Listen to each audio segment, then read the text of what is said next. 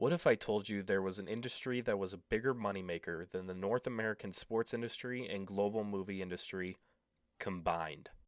Now what if I told you that that industry that's bigger than the previous two is one that you barely know anything about?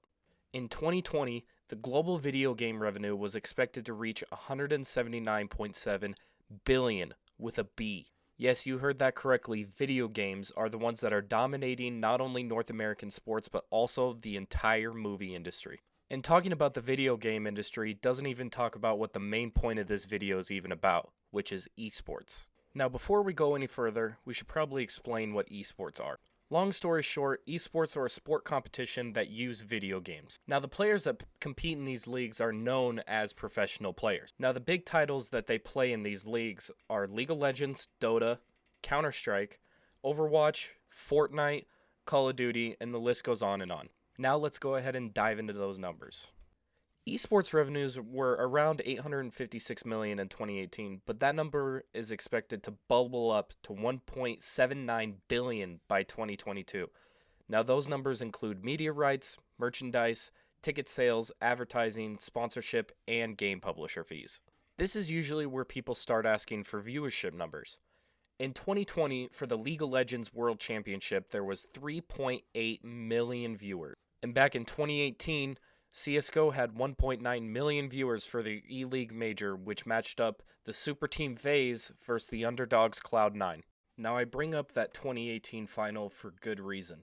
That reason being that this is the perfect bridge from regular sports fandom into esports fandom. The best comparison to make for this final series is Super Bowl 42, where we saw the 16-0 Patriots take on the wildcard Giants. Now imagine if that Super Bowl would have went into double overtime. That's what's happened in this game.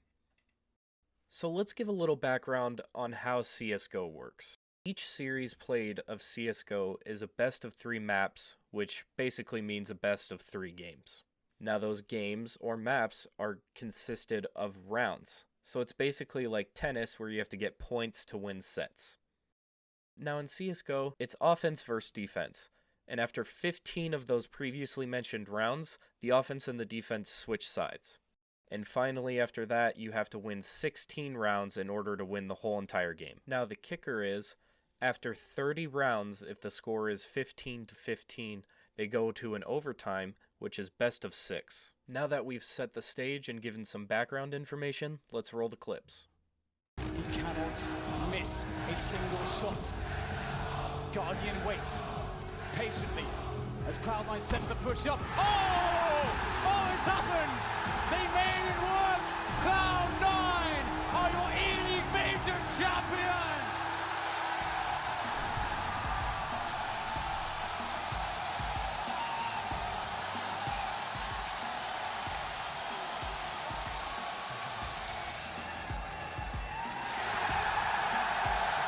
Cloud9, the E-League Major champions!